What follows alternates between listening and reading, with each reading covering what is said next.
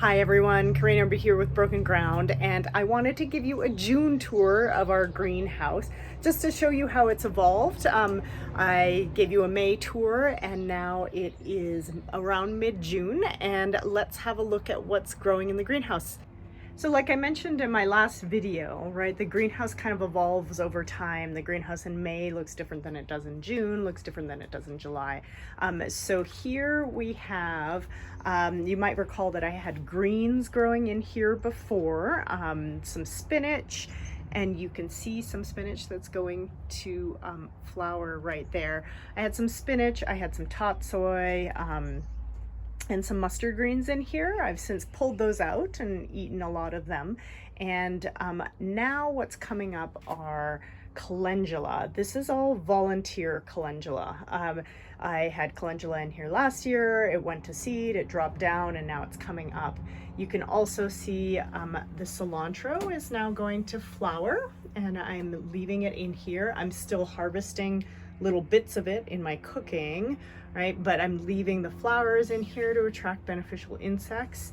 I do have peppers in here. So sometimes now the peppers are being a little bit overwhelmed, although the ones in the back here, so there's a big one there, and there's one here, they're fine. So what I do is that I just kind of come through here and I'll take out some of these calendula to give more space for the peppers.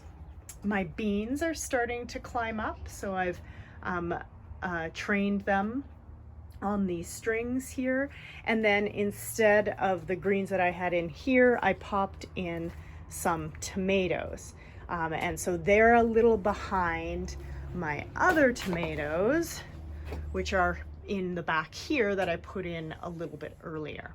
So those tomatoes are going to town. I also have dill here that's gone to flower, and we'll again leave that in there. And then broccoli is coming on right now. This one's head.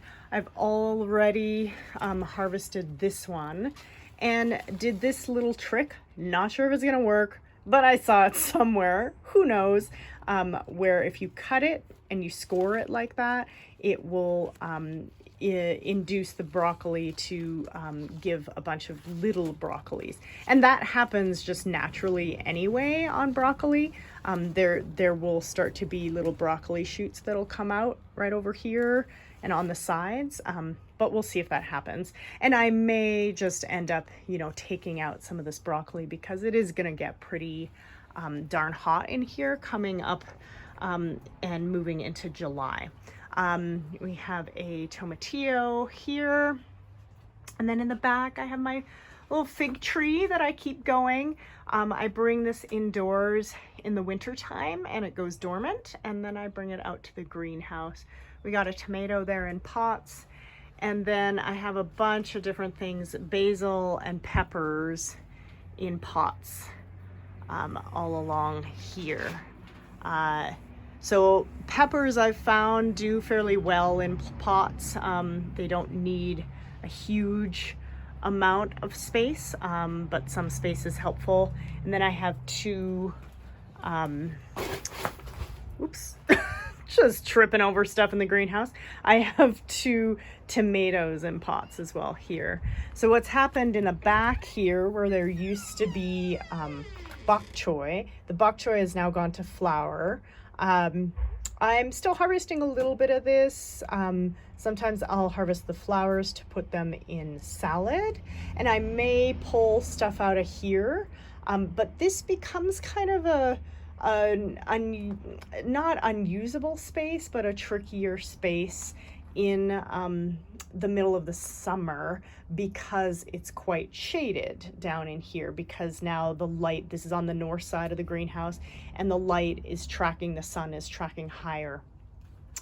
So you'll see in the back here, there's still some mustard greens coming up, and greens that I can certainly harvest from. But of course there's a bunch of stuff going on in the garden now in terms of greens, so I need those less. So that's what's going on in the greenhouse. Let me know if you have any questions. Okay, bye.